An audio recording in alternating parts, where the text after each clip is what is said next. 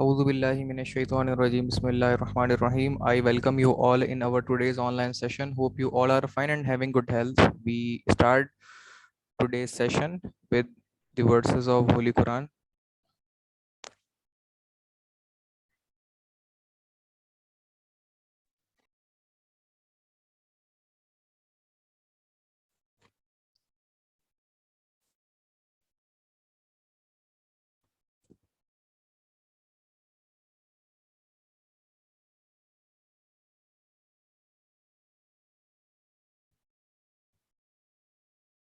Hopefully my voice is clear to you and screen share as well with you guys.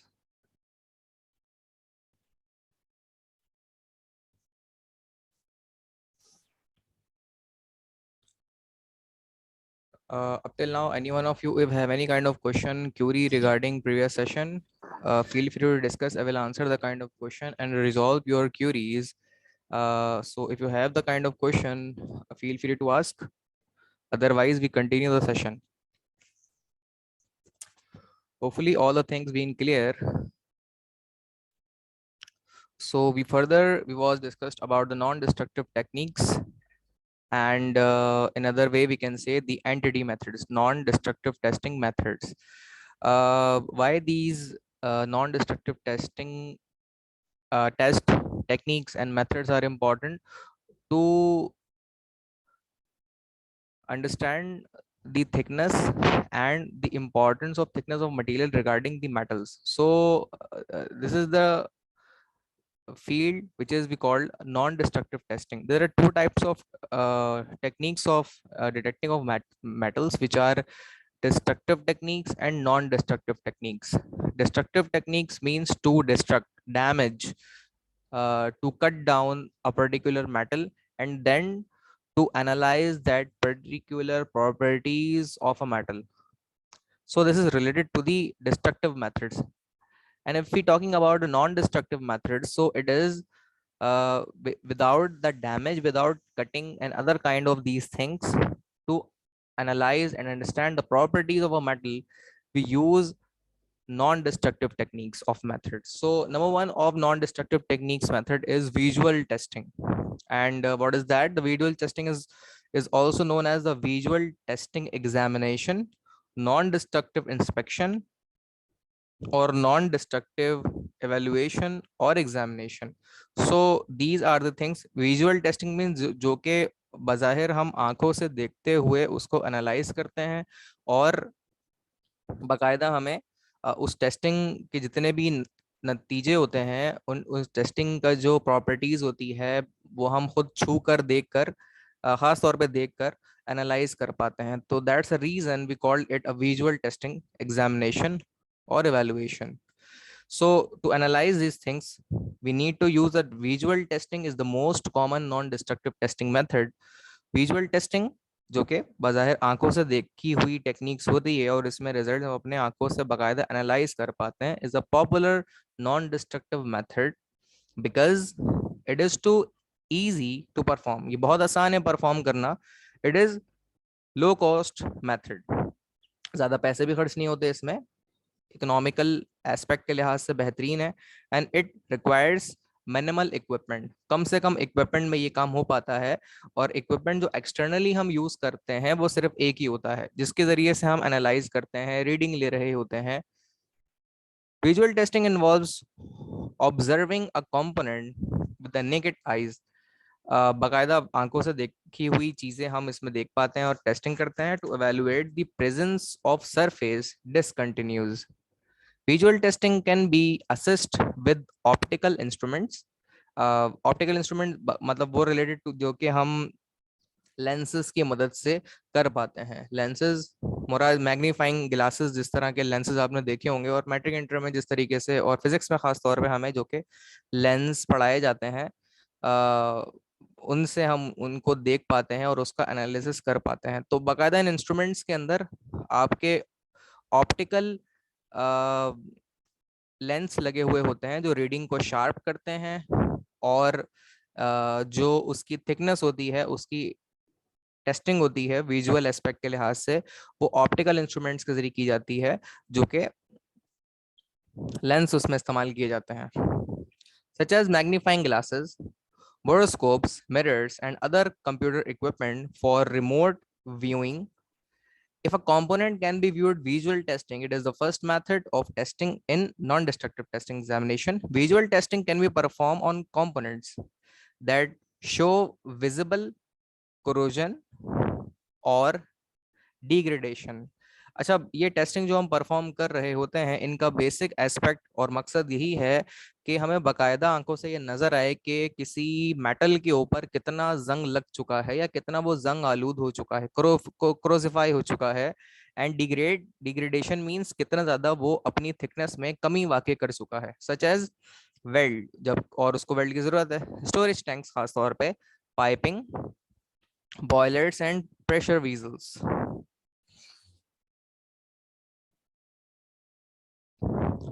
Boilers and pressure weasels. Okay, further visual testing applications जो होती हैं वो कहाँ कहाँ इस्तेमाल की जाती हैं? Examination, examining the surface condition condition of a component. तो ये एग्जामिनेशन जो हम कर रहे होते हैं नॉन डिस्ट्रक्टिव टेस्टिंग की मेटल्स के ऊपर, उसमें हमें ये देखना होता है कि आपका जो सरफेस कंडीशन है वो किस तरह की है। Examining alignment of the mating surface.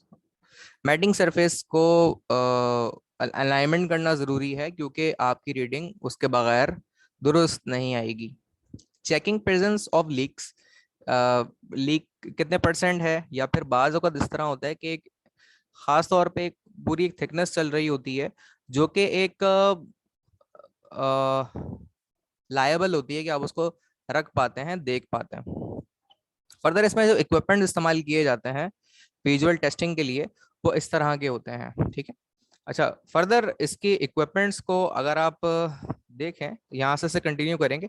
अजान का हम एक शॉर्ट ब्रेक ले लेते हैं, अजान हो रही है। और फर्दर इसको अगर देखें, थोड़ा एनालाइज करें और इसकी जो इक्विपमेंट्स हैं उसे देखें, इसके बाद हम कंटिन्यू करते हैं अजान के वक्फे के बाद।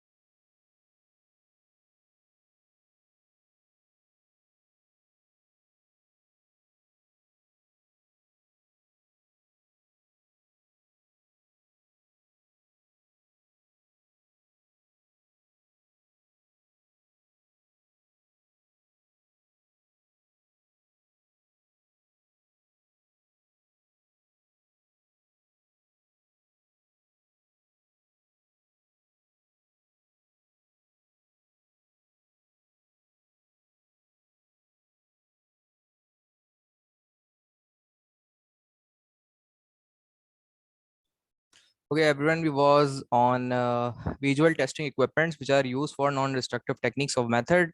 So you can see it's a kind of method which is used to measure the thickness of a metal. Specifically, the kind of equipment which is used for non-destructive testing visual methods are magnifying glass, ठीक है, मुहद्दे बत्सा कहते हैं। इसके जरिए से आप किसी भी चीज की मोटाई को एनालाइज कर सकते हैं। Field weld gauge microscopes, computer equipment that is remote viewing. Sir ये फील्ड वेट गेज आपकी आवाज बहुत वो इको हो रही है, समझ नहीं आ रही जी। सर ये फील्ड वेल्ड गेज ये पूछ रहा था मैं, ये क्या होता है? फील्ड वेल्ड गेज का मतलब ये होता है कि वेल्ड करने के लिए उसको कितनी थिकनेस गुजारे लायक काफी है। मिसाल के तौर पे बाज औकात फ्यूल टैंक के लिए हम ये करते हैं, खास तौर पे वो फ्यूल टैंक्स जो कि ऑयल इमर्स होते हैं, इनकी हर सेमाई और सालाना बुनियादों पर इंस्पेक्शन किया जाता है। इंस्पेक्शन का नतीजे में होता यह है कि इनकी जो थिकनेस होती है, मोटाई होती है, उसको देखने की जरूरत होती है। तो ये गेज होता है जो वेल्डिंग शीट के गेज को मेजर करता है। अब ये कितनी मोटाई पे है या कितना घिस गया है, इस गेज की मदद से पता लगता है। तो फील्ड वेल्ड गेज जो है वो आपको बताता है कि कितनी इसकी जो गेज है वो कम हो चुका है, देन आप उसको फिल्ड करने की जरूरत है आपको। फर्दर मोर इक्विपमेंट इसके साथ ही साथ मजीद भी हैं। और कोई सवाल किसी के जहन में है तो पूछ लीजिए further. Anyone have any kind of question, query regarding the session? Otherwise, we continue the session. Okay. Computer equipment, which is remote viewing. अच्छा, रिमोट व्यूइंग का मतलब ये होता है कि ये जो आपका इक्विपमेंट है वो directly remote access of computer के जरिए से भी होता है, जिसके अंदर ये रीडिंग अलार्मिंग एक्सेस आप वहाँ पे प्रोवाइड करते हैं कि अगर आपकी थिकनेस कहीं पर वेरी हो रही होती है तो उसके मदद से आप ये पता लगा पाते हैं कि कितनी ये कम हो रही है, कितनी ये ज़्यादा हो रही है, कितनी गुजारे लायक है। तो इसमें आप प्रोवाइड ये करते हैं कि समथिंग कितनी थिकनेस आप उसमें ले सकते हैं। बाज़ औक़ात ये होता है कि टैंक बहुत पुराना हो जाता है और ओवरऑल उसकी रिप्लेसमेंट की जरूरत होती है, लेकिन आप वो एक्सपेंस बेयर नहीं कर सकते, तो आपको वो चलाना होता है। तो बाज़ औक़ात होता ये है कि आप कुछ जगहों पर पैचेस जो हैं वेल्ड करके नए लगा देते हैं जहाँ पे थिकनेस पहले से ही मोटी होती है या कम हो गई होती है।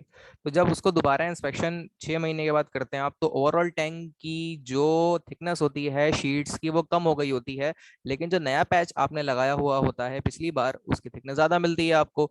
तो इसके लिए भी आपको ज़रूरत ये है कि ये अंदाज़ा रहे कि नए पैच के अंदर थिकनेस आपको ज़्यादा मिलेगी और पुरानी शीट के ऊपर थिकनेस कम मिलेगी। तो वरना तो ऐसा होगा कि आप ये एनालाइज करेंगे जी टैंक जो है वो ओवरऑल थिकनेस कम है, सिर्फ एक पैच की ज़्यादा है क्योंकि वो रिप्लेस किया गया है। तो ये सारी चीज़ें होती हैं जो कंप्यूटर इक्विपमेंट रिमोट रिविंग के अंदर भी ये रीडिंग्स के बिहाफ के ऊपर आप एनालाइज कर पाते हैं। एल्यूमिनेटेड मैग्नीफायर, इंस्पेक्शन ग्लास, बोरोस्कोप, ये भी इक्विपमेंट ऑफ डिवाइस है जो कि थिकनेस को मेजर करता है। मिरर्स इसमें इस्तेमाल किए जाते हैं जो कि लेंथ वाइज बड़े होते हैं, जो कि क्रैक्स को पता लगाने के लिए, और उसके अंदर अगर क्रैक्स के नतीजे में होल्स हो गए हों या फिर क्रैक्स बड़े पड़ गए हों तो वो भी उसकी मदद से लेंथ वाइज मिरर से ही एनालाइज किया सकता है। और दी आईज, आंखों के जरिए से भी आप एनालाइज कर रहे होते हैं, जो कि इक्विपमेंट में से एक है। विजुअल टेस्टिंग के जो एडवांटेजेस होते हैं वो सिंपल मेथड टू परफॉर्म है। Further more examination can be perform quickly, इसके जरिए से हो पाते हैं। लो कॉस्ट मेथड है, ये हमने शुरू में भी डिस्कस किया था। मिनिमल ट्रेनिंग इसके लिए रिक्वायर्ड है। इसमें नॉर्मली जो वो इंडस्ट्रीज होती हैं जो कि कुकिंग कुकिंग ऑयल इंडस्ट्रीज हैं या क्रूड ऑयल इंडस्ट्रीज हैं, रिफाइनरीज हैं, उनके अंदर जो आपके फिल्ड टैंक ऑयल होते हैं उनकी इंस्पेक्शन हर कुछ महीनों में यानी 6 महीनों में और सालाना बुनियादों पर इनकी इंस्पेक्शन हो रही होती है।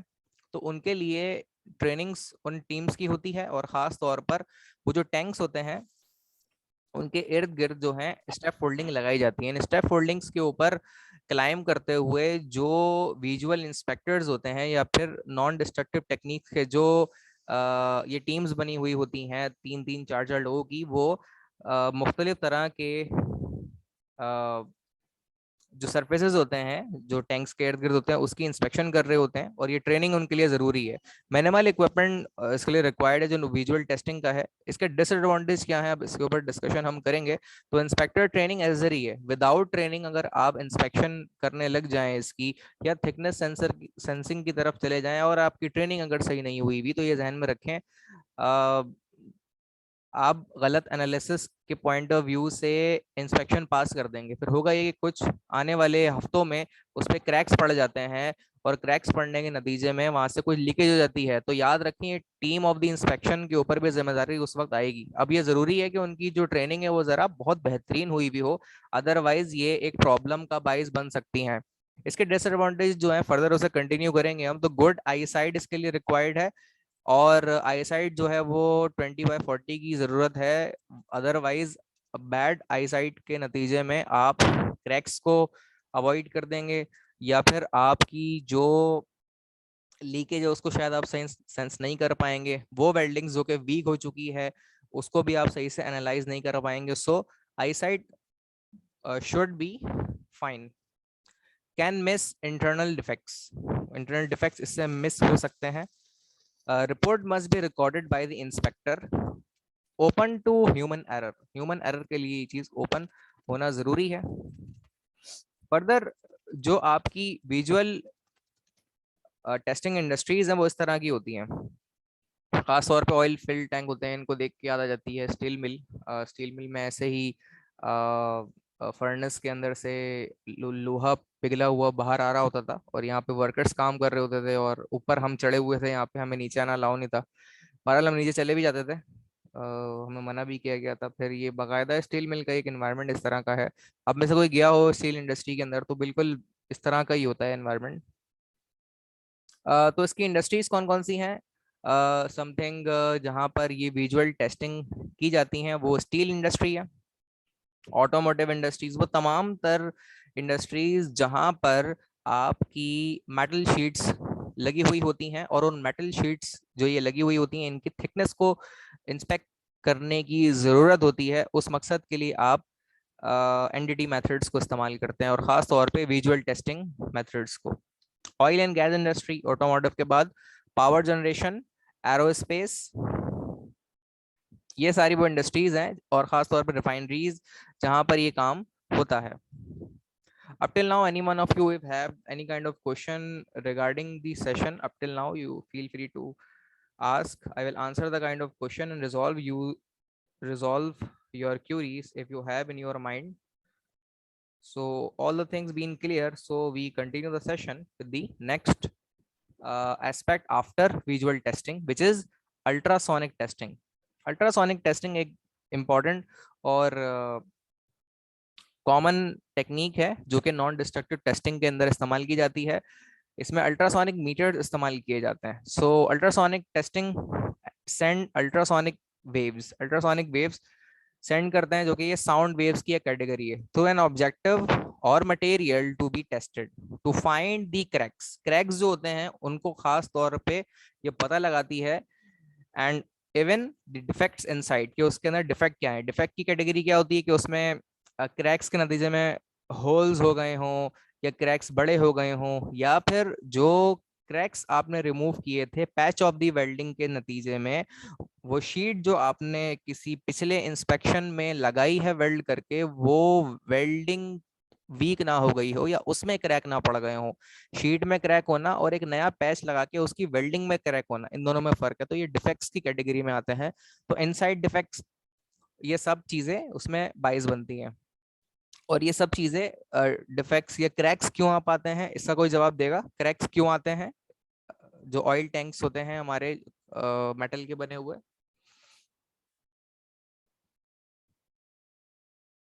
Can anybody answer this question?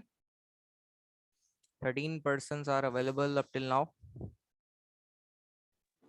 Sir heat की वजह से।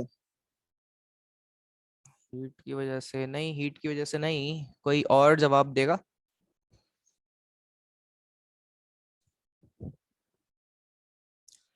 ओके, हीट की वजह से ये नहीं होते। असल में मैंने ये बताया था कि जो मेटल के बने हुए, आयरन के बने हुए टैंक्स होते हैं, और वक्त के साथ साथ जो मेटल होता है उसमें क्रोजन आती जाती है, जंग आ जाता है, वो कार्बोनाइज होते जाते हैं, और उनकी जो थिकनेस होती है, मोटाई होती है, वो कम होती जाती है। ठीक है। अच्छा, हीट का इम्पैक्ट ऐसे जरूर है कि हम इसको किसी और मवाजने में देखें कि जी बाहर की जानिब से सूरज की गर्मी जो है वो टैंक्स पे पड़ रही होती है, शीट सख्त भी हो रही होती है, अंदर का टेम्परेचर कुछ और, बाहर का टेम्परेचर कुछ और, टेम्परेचर डिफरेंस के नतीजे में, और खासतौर पर टैंक अगर खाली हो, फिल टैंक के अंदर तो चलें हम मान लेते हैं वो गैस भर जाती है और फिर दीगर चीजें भी हैं, तो जब ये टेम्परेचर डिफरेंस होता है तो ये इम्पैक्ट भी लाता है बिल्कुल कि उसमें क्रैक्स पड़ सकते हैं। लेकिन ओवरऑल मेटल क्योंकि है तो इनमें मेटल के लिहाज से ये आहिस्ता आहिस्ता अपनी जो क्रोजन है उसको कम करता जाता, सॉरी क्रोजन की वजह से ये अपनी थिकनेस कम करता जाता है और इसमें क्रैक्स और डिफेक्ट्स आते जाते हैं, जिसको इंस्पेक्ट करना जरूरी है हर कुछ सेमाई या सालाना बुनियादों पर जो इसकी इंस्पेक्शन होती है। तो इसीलिए जितनी भी आपकी रिफाइनरीज होती हैं, ऑयल फील्ड इंडस्ट्री होती हैं और दीगर जितनी भी इंडस्ट्रीज हैं, इन सब के अंदर जो हैं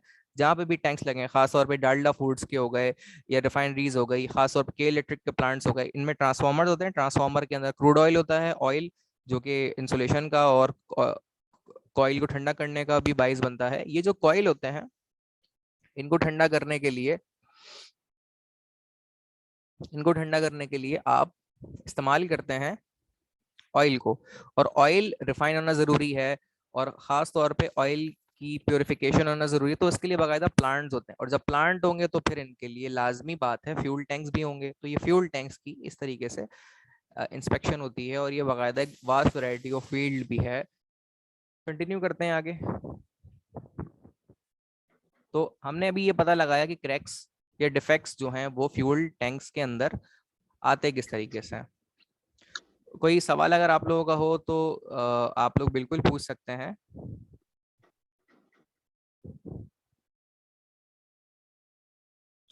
These high frequency sound waves जो कि कैटेगरी ऑफ अल्ट्रासोनिक वेव्स हैं are transmitted into material to categorize the material of four flaw detecting. Most of ultrasonic testing inspection applications use short pulse waves with frequencies range from 0.1 to 15 megahertz. यहाँ से हमें ये भी जाहिर होता है कि ये मेगाहर्ट्ज की फ्रीक्वेंसी ऑफ रेंज सिग्नल होते हैं, तो अल्ट्रासोनिक वेव्स की जो वेवलेंथ है वो कम होती है लेकिन इसकी फ्रीक्वेंसी बहुत हाई होती है, ये साउंड भी कैटेगरी में होती है। Although frequencies up to 50 megahertz के करीब भी चली जाती है, can be used commonly use. तो इसके लिए अल्ट्रासोनिक मीटर इस्तेमाल किए जाते हैं जिसमें अल्ट्रासोनिक टेस्टिंग की टेक्निक को इस्तेमाल करते हुए हम अल्ट्रासोनिक वेव्स को पेनिट्रेट करते हैं, सरायत करवाते हैं ऑयल फिल्ड टैंक की मेटल शीट के अंदर। एक तरफ से जो सिग्नल है वो, इसमें दो सेंसर लगे होते हैं अल्ट्रासोनिक, एक होता है सेंडर और एक होता है रिसीवर। अब इसको इमेजिन करें, एक शीट है हमारे पास, ठीक है, चकोर, उस शीट के अंदर जब हम सेंड करते हैं सिग्नल को, ट्रांसमिट करवा पाते हैं, तो अगर उसकी थिकनेस बिल्कुल परफेक्ट होगी तो वो जो वेव होगी वो शीट से टकरा के रिसीवर के ऊपर वापस आ जाएगी। अच्छा, ये एक गोल तरह का एक वो होता है हमारे पास, मैं आपको करके बताता हूँ।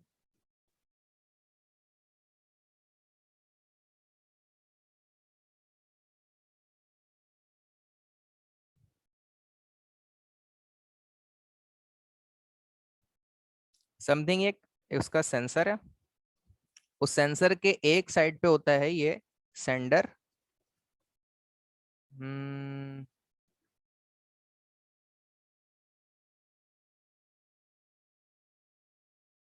और एक होता है रिसीवर, इस तरह से। अब होता ये है कि एक एक सेंसर से सेंड होके मेटल शीट के ऊपर, लेट्स से ये मेटल शीट है, अब सिग्नल यहां से सेंड होगा,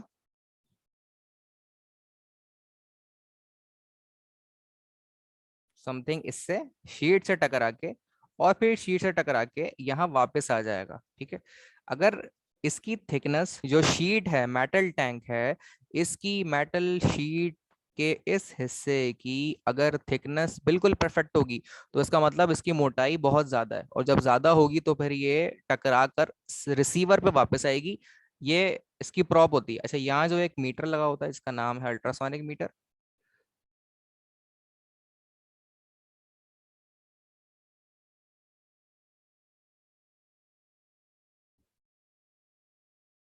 ये मीटर है वो, ठीक है। इसकी प्रॉप निकली होती है जिसके अंदर एक सेंसर सेंडर का होता है अल्ट्रासोनिक का, और एक अल्ट्रासोनिक रिसीवर का होता है। तो एक से सिग्नल सेंड होते हैं और रिफ्लेक्ट बैक होकर रिसीवर पर रिसीव होते हैं, और फिर यहाँ पर रीडिंग उसकी आना शुरू हो जाती है। तो फिर इस बिहाफ पे हम ये अंदाजा लगा पाते हैं कि अगर आपको रीडिंग जो यहाँ पे कुछ डिजिट्स की फॉर्म में मिल रही होती है, जिससे आप अंदाजा लगा पाते हैं कि ये थिकनेस आपकी प्रॉपर आ रही है, तो इससे अंदाजा करते हैं आप कि जिस पैच पे मैंने रख के इस वक्त रीडिंग ले रहा हूँ उसकी शीट मोटी है। अब इसका हम वर्स्ट केस डिस्कस कर लेते हैं कि आपके सेंसर ने यहाँ से सेंड किया और वो पेनिट्रेट होके ना बाहर निकल गया यहाँ से, लेट से यहाँ से। अब इसकी मोटाई जो है ना, मिसाल के तौर पे क्रैक वगैरह पड़े हुए हैं, तो इसके अंदर थोड़ी थोड़ी सी ना कहीं से लीकेज होने लग जाएगी, अंदर चली जाएगी वेव। और या तो सिग्नल कम मिल रहे होंगे, अगर कम मिल रहे होंगे तो यहाँ पे रीडिंग कम आएगी, और अगर बिल्कुल भी नहीं मिल रहा तो इसका मतलब यहाँ पे कोई क्रैक पड़ा हुआ है और उसके अंदर पेनेट्रेट करती हुई अंदर चली गई है। ऐसे ही इंस्पेक्शन करते वक्त ध्यान में रखिएगा कि ये अमूमन जो ऑयल फिल्ड टैंक होते हैं ये खाली होते हैं, इनमें फ्यूल भरा हुआ नहीं होता है इनका, चाहे वो कुकिंग ऑयल हो या क्रूड ऑयल हो या कोई भी लिक्विड जो इसमें फिल हुआ है, वो ये सब खाली होते हैं। अच्छा, गैस भी होते हैं, स्टीम स्टीम के भी बहुत सारे फ्यूल टैंक्स होते हैं। इन सब के अंदर फ्यूल एम्प्टी उस वक्त होता है, क्योंकि इंस्पेक्शन में अगर क्रैक लेट से इंस्पेक्ट आप कर रहे हो तो वो ऑब्वियसली वो लीक कर जाएगा, और लीकेज की मरम्मत भी होती है। तो इस तरीके से ये मैंने दोनों आपको सिनेरियोज बताए हैं कि ये किस तरीके से होते हैं। यहाँ तक कोई सवाल किसी के जहन में हो तो पूछ लीजिए, कोई डिफिकल्टी अगर किसी को हो तो पूछ लीजिए। I will answer the kind of question and resolve your queries if you have in your mind.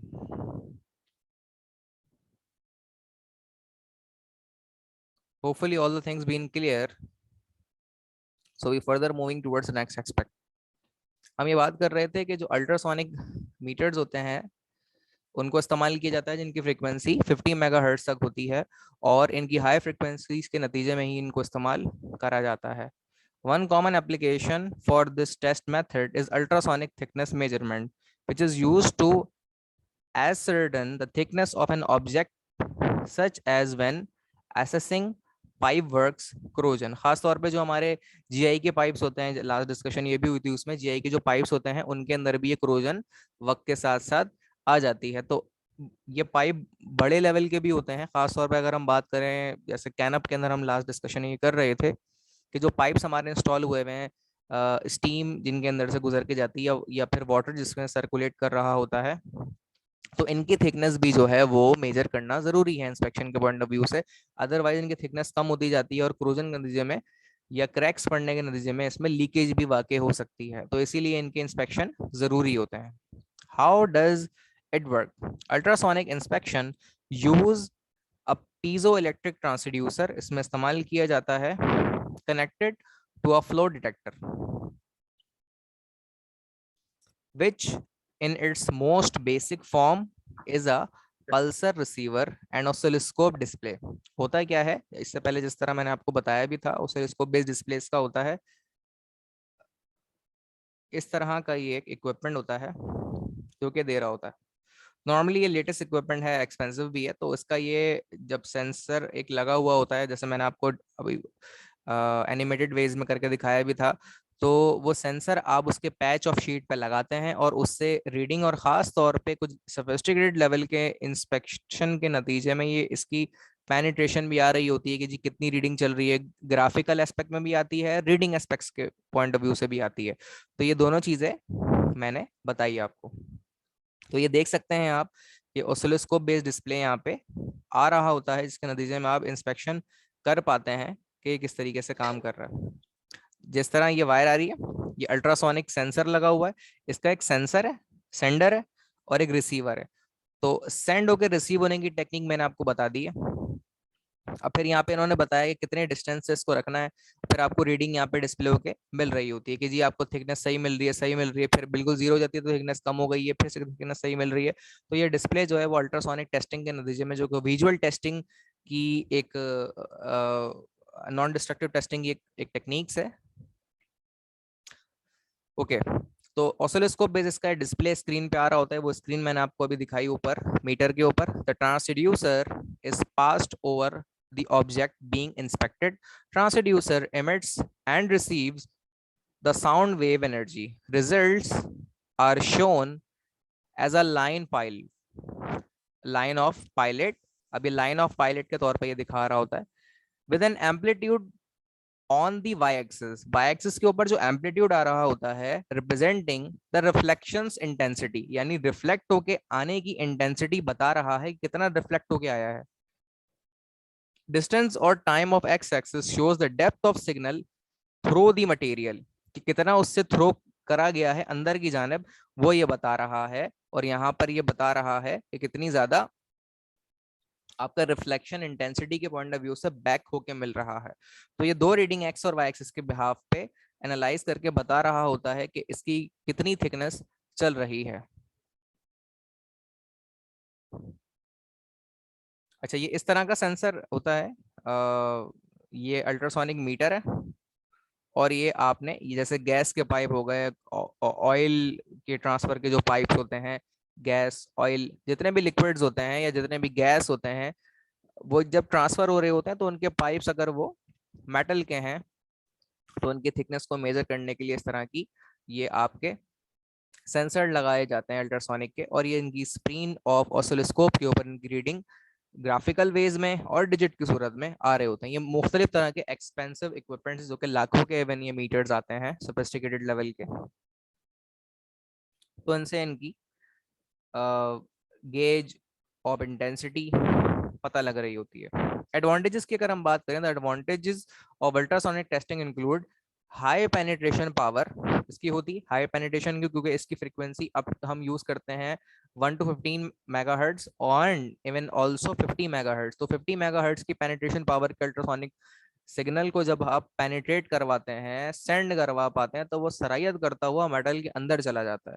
Allowing for flow detection deep with in a part, यानी उसके अंदर तक चला जाता है शीट को क्रॉस करता हुआ. ये बिल्कुल ऐसे ही है कि अगर आप एक कमरे से आपने कॉल रिसीव की और दूसरे कमरे में चले गए और वहां से दीवार हाइल थी, तो क्या आपकी कॉल कट जाएगी? ऐसा बिल्कुल नहीं है, क्योंकि ये जो रेडियो वेव से सिग्नल होते हैं दीवार के आर पार भी हो जाते हैं, छत से आर पार हो जाते हैं. और आप जहाँ भी चले जाएं, ये दीवार के उस तरफ छत पे चले जाएं या फिर नीचे आ रहे हो सीढ़ियों से, तो हर तरफ ये पेनिट्रेट करवा पाते हैं, गुजर जाते हैं, क्योंकि ये रेडियो वेव्स के सिग्नल हैं. इसी तरीके से अल्ट्रासोनिक वेव्स के भी सिग्नल हैं, जिसको आप सेंड करवाते हैं तो ये मेटल के अंदर तक सरायत करता हुआ चला जाता है, जैसा कि यहाँ पे दिखाया जा रहा है कि ये इसके अंदर तक इसकी थिकनेस को मेजर करके बता देगा. अब जितनी ज्यादा मोटाई होगी उतनी रीडिंग अच्छी आएगी, और जितनी ज्यादा कम मोटाई होगी उतनी रीडिंग कम आएगी आपकी. और अगर क्रैक पड़ा हुआ हो तो रीडिंग तो बहुत पुअर आएगी. ओके, हाई सेंसिटिविटी होती है इनकी, allowing for detection of very small flaws. और इसमें जो फ्लॉज होते हैं, मतलब इसमें जो नुक्स है रीडिंग का, वो बहुत कम है. एक्सपेंसिव बहुत इक्विपमेंट है और सेंसिटिव इक्विपमेंट है. Can be used to test when only one side of an object is accessible. Greater accuracy इनकी होती है when compared to other non destructive testing methods for determining depth of internal flaws and the thickness of part with parallel surfaces. Able to estimate size, shape, orientation and nature of defects. ये भी पता कर पाता है कि इसका defects किस nature का है, उसकी ओरिएंटेशन किस सरफेस लेवल की है, या उसमें क्रैक कितना जो है वो लंबा है, चौड़ा है, शेप क्या है और साइज क्या है उस डिफेक्ट्स का. Able to estimate alloy structures of components with differing acoustic properties. Non-hazardous to nearby personal equipment or materials. Highly automated and portable operations possible. इसमें हो पाते हैं.